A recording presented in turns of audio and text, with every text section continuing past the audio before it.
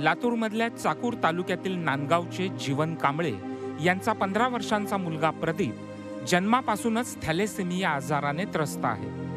याच वर्षी 19 एप्रिलला लॉकडाऊनमध्ये वाहनाअभावी प्रदीपची 13 वर्षांची बहीण साक्षी हिचा मृत्यू झाला. साक्षी सुद्धा थॅलेसेमियाची रुग्ण होती. झी 24 तासनं ही बातमी दाखवली. त्यानंतर लातूर शहरातल्या KGN हॉस्पिटलचे डॉक्टर आमिर शेख यांनी झी 24 तास कडून नांदगावचे जीवन कांबळे यांची माहिती घेतली आणि डॉक्टर शेख स्वतः कांबळे कुटुंबापर्यंत पोहोचले. थॅलेसेमियाग्रस्त प्रदीपच्या उपचाराचा सर्व खर्च उचलायची तयारी डॉक्टर शेख यांनी दाखवली.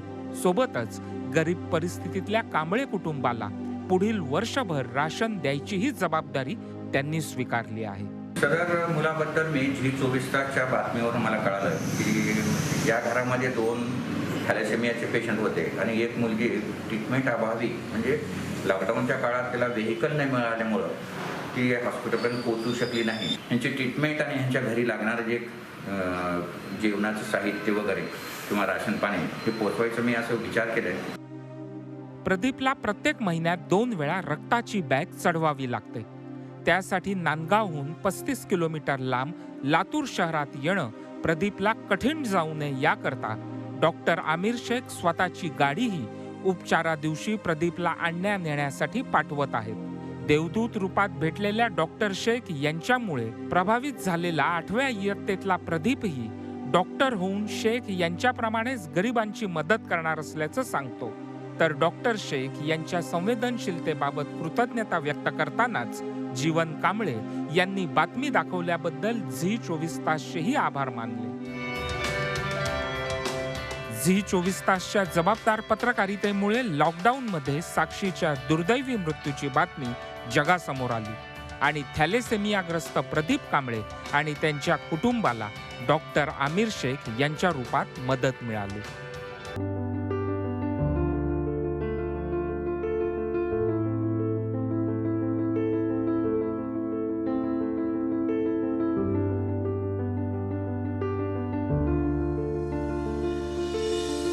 Dear friends, KGN test tube baby hospital में हम बांझ औरतों का इलाज तो करते हैं, साथ में मेरी वाइफ डॉक्टर रजिया की यह ख्वाहिश थी कि इस टेस्ट ट्यूब बेबी हॉस्पिटल के काम के साथ साथ कुछ समाज के गरीब तबके के जो लोग हैं उनके लिए कम खर्चे में डिलीवरी या मैटरनिटी सर्विसेज जो है, जैसा कि गवर्नमेंट हॉस्पिटल में कम पैसों में मिलता है, ठीक उसी तरह कम पैसों में लेकिन अच्छे क्वालिटी की सुविधा देने के लिए डॉक्टर रजिया का ये सपना था कि हम एम्स हॉस्पिटल की स्थापना करें और यह हॉस्पिटल एक ट्रस्ट के जरिए चलाया जाए. और उस तरीके से हमने नोबल सामाजिक विकास प्रतिष्ठान एक ट्रस्ट फॉर्म किया है और इस ट्रस्ट के जरिए हम बहुत सारे समाज में के गरीब लोग जो हैं, जो नीडी पीपल हैं, जो गरजवंत है, जिसको फाइनेंशियल हेल्प की ज़रूरत है या मेडिकल हेल्प की ज़रूरत है, वैसे लोगों को हम मदद करते हैं. रजिया का ये सपना था और अल्हम्दुलिल्लाह मैं वो कंटिन्यू करना चाहता हूँ. अभी एम्स हॉस्पिटल का आपने जो वीडियो देखा उसके अंदर मैडम का यही सपना था कि टेस्ट ट्यूब बेबी में भी बहुत कॉस्टली ट्रीटमेंट होता है, एटलीस्ट उनकी डिलीवरी तो भी कम पैसों में हो, डिलीवरी हो या सीजर हो. इसके लिए हमने यहाँ पे ये एम्स हॉस्पिटल के 4th फ्लोर पे हमने स्थापना की है और वो ट्रस्ट के ज़रिए चलाया जाता है. It is not for the financial gain, it is for the help to the poor people and needy people. और इसके ज़रिए ही हमने उसी के साथ साथ हमने एक हॉस्टल भी बनाया है जहाँ पे पेशेंट बहुत कम पैसों में, जैसा हॉस्पिटल में एडमिट होने के लिए बहुत सारे पैसे लगते हैं, तो बहुत मामूली पैसों में वो महीना औरतें रह सकते हैं यहाँ पे अगर ट्रीटमेंट के ज़रिए. तो उनके साथ के लोग भी रह सकते हैं और उनके लिए हमने एक किचन भी बना के दिया है जहाँ पे वो खुद के घर का खाना पका के खा सकते हैं.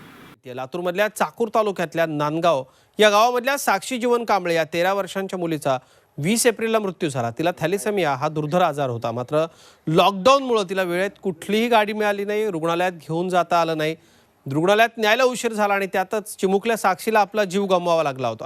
हातावर पोट असणाऱ्या कांबळेंच्या घरची परिस्थिती अत्यंत हालाखीची आहे. साक्षीचा 15 वर्षांचा मोठा भाऊ प्रतीक, त्यालाही थॅलेसेमियाचा दुर्धर आजार आहे. याचीच बातमी आम्ही दाखवली. झी 24 तासवरती ही बातमी आली. त्यानंतर प्रशासकीय यंत्रणा खडबडून जागी झाली आणि जिल्हा परिषदेच्या समाज कल्याण विभागाचे प्रमुख खामितकर यांनी स्वतः नांदगावला जाऊन जीवन कांबळे आणि त्यांच्या कुटुंबाची भेट घेतली. त्यांचं सांत्वन केलं.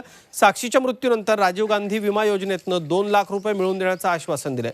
सोबतच दिव्यांग जीवन कांबळे यांना ग्रामपंचायतीकडनं 5% निधीतनं पुढच्या 6 महिने औषधोपचाराकरता निधी देण्याचंही मान्य केलंय. ग्रामपंचायतीकडून जे 5% आहे त्याच्यातून जे दिव्यांग व्यक्तीसाठी जी मदत करायची असते त्याच्यातून पुढच्या 6 महिन्यासाठी यांना औषधोपचाराची मदत करण्याचे आदेश केलेले आहे. त्याच्यासोबत विद्यार्थ्यांसाठी जी राजीव गांधी विमा योजना आहे त्याच्यातून 2 लाख रुपये संबंधित पालकांना मिळतात.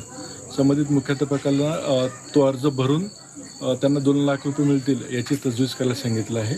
प्लस याच्यासोबत समाज कल्याणकडून ह्या विद्यार्थ्याला जे स्कॉलरशिप ह्या आजाराने ग्रस्त आहे त्यांना प्रत्येक 2,500 रुपये स्कॉलरशिप आम्ही देणार आहोत. और इसी पार्ट की अगली कड़ी, जब इंडिया में कोरोना के साथ चल रही थी, हालांकि हम टेस्ट बेबी हॉस्पिटल चलाते हैं और मैं एक फिजिशियन भी नहीं, मैं गायनेकोलॉजिस्ट हूँ, लेकिन जब हालात ऐसे हो गए कि हॉस्पिटल में बेड मिलना मुश्किल हो गया था और ऑक्सीजन सिलेंडर नहीं मिल रहे थे, इस वक्त लातूर के मिनिस्टर्स ने डॉक्टर्स को IMA के थ्रू सलाह दी थी कि जो डॉक्टर्स और हॉस्पिटल्स अवेलेबल हैं वो कोविड के लिए उपलब्ध कराए जाए.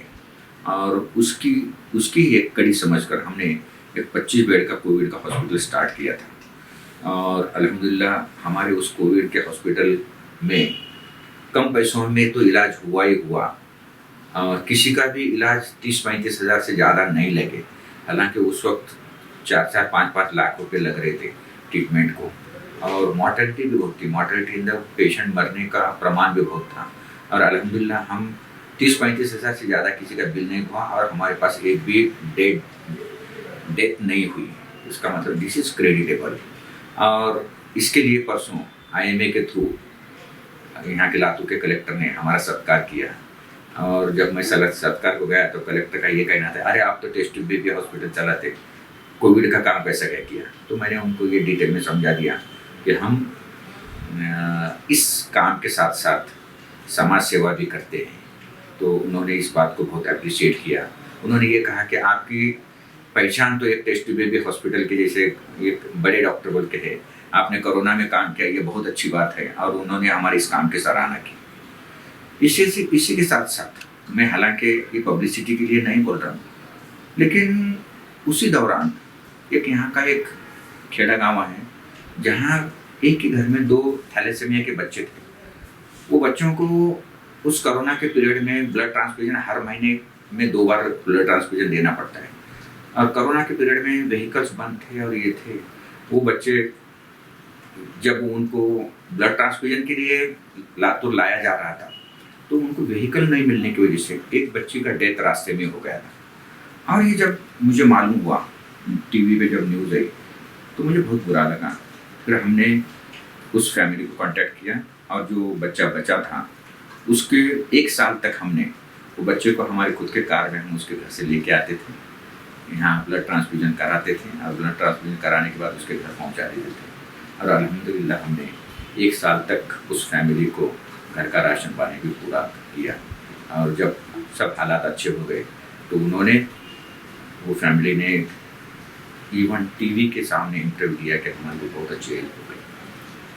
तो इंसान ने अपने जीवन काल में कुछ ऐसे भी पल रखने चाहिए जहाँ पे खुदा के सामने बोलने आए कि हमने ये बिल्कुल पैसे के लिए नहीं, जस्ट सेवा के लिए और भगवान को प्रसन्न करने के लिए हमने काम किया है.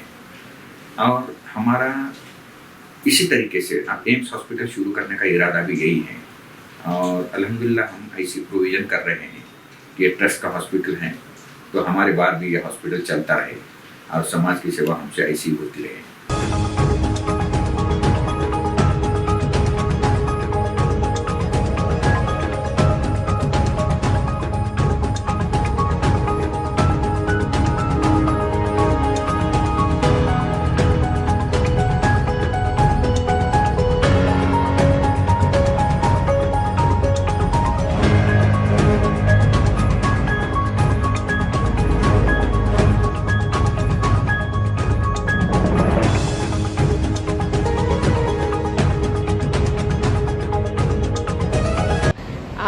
आज हमने नोबल सामाजिक विकास प्रतिष्ठान की तरफ से ये एम्स का एक हॉस्पिटल चालू किया है।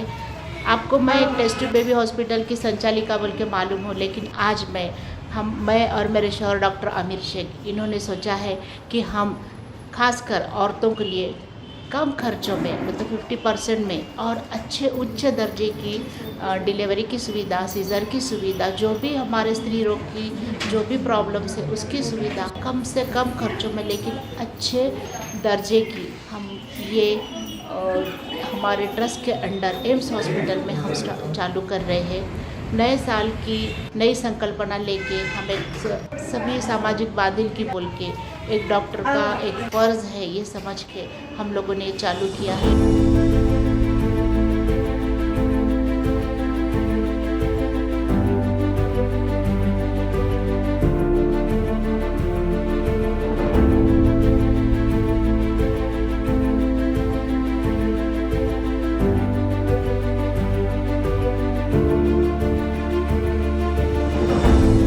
और लोगों ने और प्रशासन ने भी इस हमारे एक्स्ट्रा करिकुलर एक्टिविटी, जैसा कि मेरे ब्रांच से रिलेटेड नहीं रहते हुए भी हमने जो कोविड में काम किया, इसलिए इस कार्य का गौरव करने के लिए महाराष्ट्र राज्य पत्रकार संघ ने माननीय अशोक वानखेड़े साहब के हाथ से मुझे पुरस्कार दिया। और वैसे ही सकाल ग्रुप, जो पेपर का ग्रुप है, उन्होंने सकाल आइडियल पुरस्कार बोल के दिया, जो टॉप 10 डॉक्टर्स निकाले थे जो समाज के लिए बहुत यूजफुल, जिन्होंने एज ए कोविड वॉरियर बोल के काम किया है, उसमें भी मुझे सोलापुर में एक पुरस्कार दिया गया है। पुरस्कार की बात अलग है, लेकिन जो लोगों को हमने हेल्प की और उनके आंखों में जो कृतज्ञता के भाव थे, कृतज्ञता के, वो भाव देख कर हमारे दिल को बड़ी खुशी होती है। और इंशाल्लाह हम ऐसा ही लोगों के काम आते रहेंगे, ऐसी अल्लाह से दुआ करते हुए इंशाल्लाह ये हम हमारा प्रोग्राम चालू ही रखेंगे।